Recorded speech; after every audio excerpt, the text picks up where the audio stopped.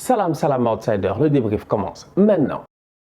Le Real fait 0-0 aujourd'hui face à Villarreal. En toute honnêteté, à mon humble avis, c'est un bon score. Je dis bien c'est un bon score parce que je prends en considération plusieurs facteurs. Le premier facteur, c'est que le match était compliqué. Le match était très compliqué. Villarreal, c'est une équipe de Ligue des Champions. C'est une équipe qui a gagné l'Europa League. Même si Villarreal, cette saison en championnat, c'est compliqué. Certes, ils enchaînent les matchs nuls, c'est vrai. Mais Villarreal, quand même, quand tu regardes leur effectif, quand tu vois l'expérience qu'ils ont et la bonne balance qu'ils ont entre la jeunesse et l'expérience, tu te rends compte que c'est une équipe qui est capable, sans aucun problème, de jouer face à ce Real-là. Et quand je dis ce Real-là, je parle de quoi? D'un Real qui aujourd'hui, quand même, qu'on le veuille ou non, est un Real qui n'a pas encore le plein potentiel de son effectif. Carlo Ancelotti est en train de jongler avec certains joueurs. Carlo Ancelotti est en train d'essayer de mettre confiance certains joueurs. Carlo Ancelotti est en train d'attendre que certains joueurs sortent de l'infirmerie. Carlo Ancelotti, quand même, qu'on le veuille ou non, jusqu'à présent, depuis le début de la saison, il est en train de se gérer. Il a énormément de travail. Franchement, mais c'est beaucoup de boulot. Mais sincèrement, c'est beaucoup de boulot. En toute honnêteté, c'est beaucoup de boulot. Carlo, Davide, tout ça, la famille Ancelotti, ils sont tous au charbon. Parce qu'à un moment donné, Eden Hazard, faut le relancer. Eden Hazard, aujourd'hui, la rentrée qu'il fait dans un match 0-0, tu mets Eden Hazard, tu t'attends à ce qu'il soit dangereux. Tu t'attends à ce qu'il crée quelque chose. Tu ne t'attends pas à ce qu'il soit bloqué sur un côté, constamment pris entre deux joueurs et qui n'arrive pas à faire la différence. Tu ne t'attends pas à ce qu'Eden Hazard, les seules actions dangereuses qu'il ait, c'est des petites sorties, des petits ballons en profondeur, petits centres en cloche, tout ça là, point de penalty. Non. Non, je m'attends à ce qu'Eden Hazard me montre l'étendue de ce que je connais de Eden Hazard, c'est-à-dire qu'il est capable de prendre le ballon et de faire la différence. Aujourd'hui, il ne l'a pas fait. Le Real avait besoin de lui. Pourquoi le Real avait besoin de lui? Et pourquoi je dis que le 0-0, il est bien? Parce que tout simplement, aujourd'hui, le Real n'a pas Toni Kroos. Le Real surfe sur la vague des jeunes qui sont bien. Vini, il a chopé, il a pécho. Donc Vini, il a une go. C'est bien. Ces temps-ci, ça se voit. Il n'y a pas de souci. Ça se voit qu'il est en confiance. Ça se voit, c'est normal. C'est normal, ça se voit qu'il est en confiance. Ça se voit que le gars, franchement, il est en confiance. Donc Vini s'est géré durant cet été. Il a une petite amie. Tu vois que tout va bien, tout ça. Il arrive au début de saison. En plus du travail du coach, il claque les buts. C'est le summum de la confiance. Tout va bien dans sa vie en ce moment. C'est très bien.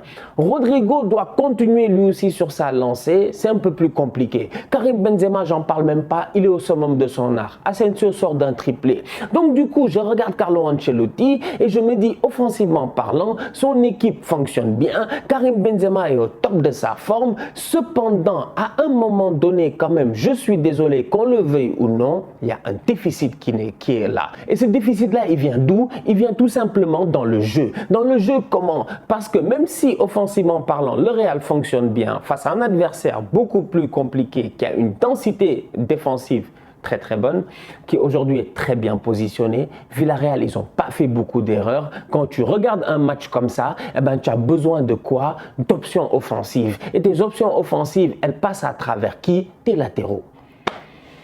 Donc aujourd'hui, quand je dis que le 0-0, il est bon, c'est parce que je regarde l'équipe du Real et je me dis, waouh, le gars il joue avec Nacho sur son mauvais pied. À gauche, ouais, il l'a fait, mais non. Les ambitions du Real, c'est d'aller gagner le championnat, de revenir au top, de faire une grosse saison pour que Mbappé, tout ça vienne. C'est pas avec Nacho que tu vas le faire. Ok, Ferland n'est pas encore là. Je suis d'accord, mais à un moment donné, quand même, Gutiérrez, lance-le dans des matchs comme ça. Lance-le dans des matchs comme ça. Franchement, le boy qui aurait été en face de Gutiérrez, le boy qui était en face de Nacho, le boy de Villarreal, il avait 18-19 ans. Aujourd'hui, le foot appartient aux Elliott, aux Pedri, aux enfants. L'Ange Gutiérrez, ça te crée des options. Ça libère peut-être Vini. Parce que Vini, le match qu'il fait aujourd'hui, il me le fait 3-4 fois, je le traite de tocard. C'est quoi ça? Dribble, attaque, tente. Nulard comme il est, il fait absolument rien Vinicius aujourd'hui. Il n'a pas de latéral qui est là pour le soutenir. Nacho fait ses appels, mais Vini de temps en temps, il est lent ou Nacho est trop lent. Mais Vini, fais la différence, hein, un contre un. Tente quelque chose s'il te plaît. Il ne l'a jamais fait. À part en fin de match, plus ou moins, il m'envoie un ballon en l'air. Il y a des efforts à faire aujourd'hui au niveau du Real, mais comme je dis, Carlo Ancelotti est en train de travailler, mais travailler sur plusieurs secteurs. Il faut remettre en forme certains gars qui ne sont pas en forme. Il faut mettre en confiance certains jeunes qui doivent encore beaucoup apprendre. Mais au-delà de cela, il n'a pas de latéraux. Il est obligé de se gérer avec des latéraux. c'est de négocier en ce moment. Valverde, tu le mets sur le côté, il fait un très bon match, Valverde. Défensivement parlant, il fait un très bon match, surtout défensivement parlant. Mais offensivement parlant, plusieurs fois, tu sens qu'il n'est pas dans son poste. Et le pauvre, à un moment donné, il doit centrer, il fait une passe en retrait ou une passe carrément. Pourquoi? Centre, tente, frappe. Mais non, il ne va pas le faire. Peut-être parce qu'il n'est pas en confiance, parce qu'il n'a pas les automatismes, parce que dans son football, ce n'est pas les courses qu'il a l'habitude de faire. Donc c'est pour cela que je dis, quand je prends tout cela en considération et que je regarde Villarreal et que je me rends compte que Villarreal, quand même, ils arrivent avec un 11 cohérent, Carlo Ancelotti, pour moi, aujourd'hui, sur le terrain, ils ont fait un bon boulot. Eder Militao a fait un bien meilleur match que la dernière fois. Il s'est géré, il a fait un bien meilleur match que la dernière fois. Il était intéressant, il était là, il aurait même dû marquer un but. Il a dit qu'on l'a poussé. Qui t'a poussé? Qui t'a poussé? Eder, gère-toi. Franchement, Eder, gère-toi. Rudiger, il n'aurait pas dit qu'on l'a poussé. Hein. Franchement, je sais pas, moi j'ai dit. Des défenses Militao, Rudiger, je te dis, des défenses de guerriers, des gars qui sont là que pour tacler. On va être très sérieux. Tu mets Emiliano Martinez comme gardien, tu vas voir, c'est le bordel. On va être sérieux. Bon. Pour revenir aux choses sérieuses, comment il s'appelle? Eder Militao, il fait un très bon match aujourd'hui, franchement. David Alaba, je ne comprends pas. Alaba, durant tout l'Euro, j'ai dit Alaba, va là-bas. Parce qu'à chaque fois qu'il montait avec l'Autriche, il était dangereux. Que fait Alaba en défense centrale? Bon, j'en ai marre. En fin de match, Casemiro pousse un peu. Alaba pousse, il crée le jeu. Comment ça va pas? Distribuer des passes. Mais Alaba doit monter. Tu as un problème de latéral. Nacho, il peut jouer défenseur central. Pourquoi on ne fait pas le switch? En fait, je ne comprends pas. Ou c'est Alaba qui veut jouer en défense centrale? Je ne sais pas. Franchement, répondez-moi dans les commentaires. Aidez-moi à comprendre cela. C'est un mystère. C'est un mystère que j'ai envie de comprendre. Parce que je ne comprends pas pourquoi David Alaba n'est pas à gauche, à monter sur son bon pied et Nacho n'est pas en train de gérer l'axe central à côté de Militao. I want to understand. I don't understand. No comprendo. Top performance de la part de Thibaut Courtois. Encore une fois, grand match de la part de Thibaut Courtois. Thibaut Courtois qui enchaîne les top performances, qui fait plaisir. Il n'y a rien à dire parce que aujourd'hui, le Real en première mi-temps, si tu regardes bien, si le Real réussit à faire 0-0 en première mi-temps, c'est parce que sur le terrain, il y a Courtois. C'est tout. C'est tout.